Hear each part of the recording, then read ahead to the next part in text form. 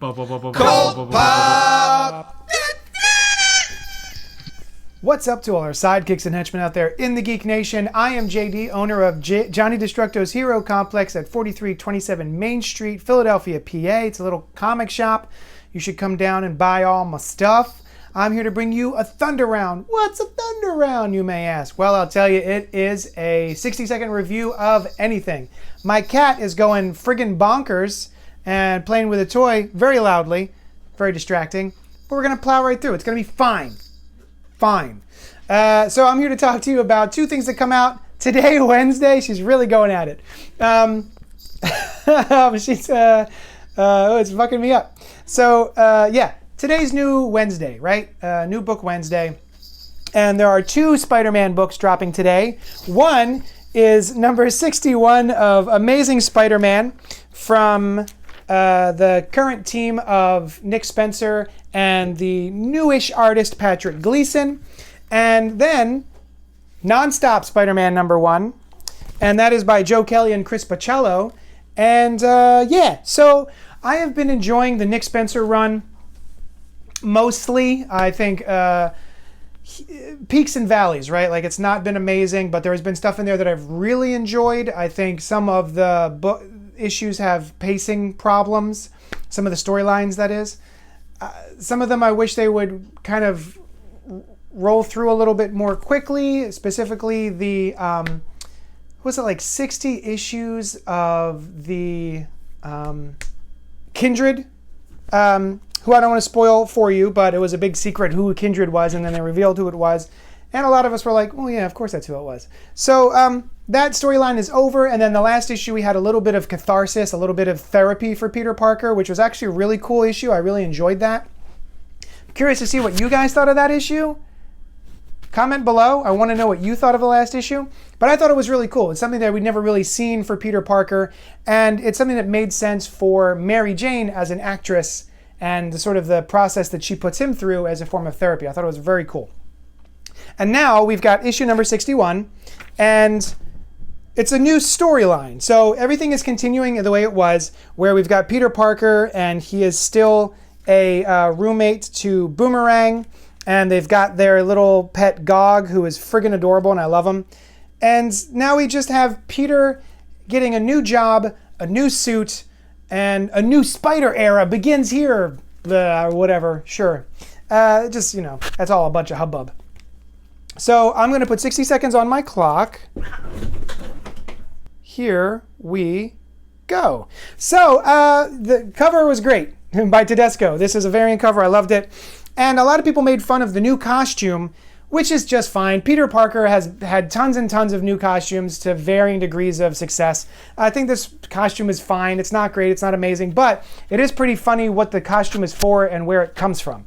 I do like the idea of it.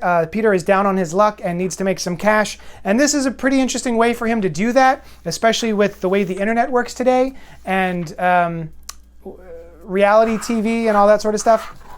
So I thought that was kind of interesting. We get more Nora Roberts, who I'm always happy to see, and more J. Jonah Jameson teaming up with Spidey, who now knows that he's Peter Parker and is trying to help him as best he can. And of course, we've got the Kingpin of crime trying to fuck up the shit, if you will, for Boomerang, because there's a tablet that he's been looking for, and Boomerang keeps thwarting that for him. So I think this is overall a pretty good jumping on point. Bam! End of round. So yeah, this is a good jumping on point. If you're curious about what's happening with Amazing Spider-Man currently going on, I think this is a perfect time to jump on. And it's got some fun. It doesn't take itself too seriously. I think it's kind of a blast. Now, Non-Stop Spider-Man number 1 from Joe Kelly and Chris Paccello. This series was supposed to come out many months ago, and it just kept getting pushed back because of COVID. And now it's finally out. It's got a dope-ass cover from David Finch. I love it. I think it's great.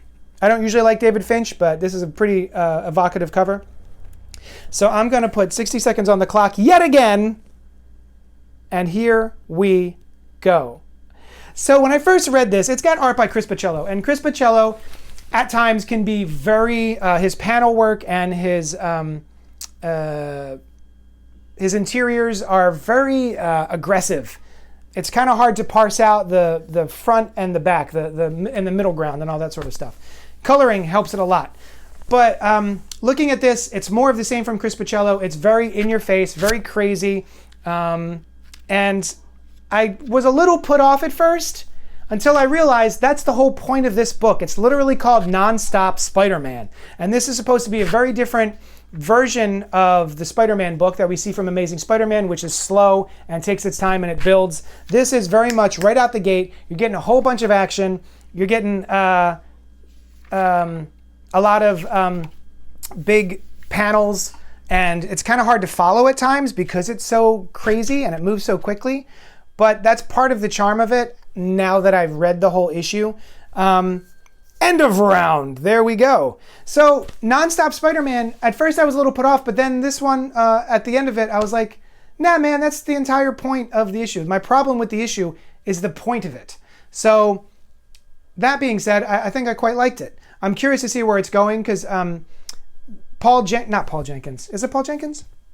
Oh, Joe Kelly has written Spidey before, and Chris Piccello has drawn Spidey before. So this isn't a brand new team, brand new to the character, but they are doing something very specific with the character. And it feels like an evergreen version of Peter Parker that, like the one with Nick Spencer, The Amazing Spider-Man, is very steeped in the mythology of the character. He's pulling a lot of things from the 90s specifically. So there are a lot of things that I read growing up that he's referencing back to now. And it feels like you don't know quite where Peter is in his life other than he is a student and he's helping out another student, but he's definitely in his 20s, so it's not high school.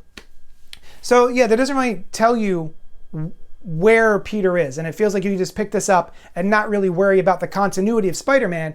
You just know that it's a dude who's got spider powers and he's going on adventures. So this is also a really good one to pick up. I'll be curious to see what new comic book readers are going to make of it, because I worry that the layouts by Chris Piccello and the panels can be a little confusing if you don't know how specifically to read a comic book. There are people where even with the 9-panel grid, the basic comic book layout, I get people who are like, I don't quite know how to read this because they're just not used to it. So if you're a brand new reader, maybe don't jump in on this one. You may find the layouts a little confusing. But chances are, if you're watching this, you've been around for a minute, and I think you'll have a blast with this. It's big and crazy and fun. And especially if you don't like Nick Spencer's run, this one might be the one for you to try. There have been people online who are kind of complaining about Nick Spencer's run, which happens with every single run of any single comic book. People were mad at Dan Slott. Now the other people are mad at Nick Spencer, etc.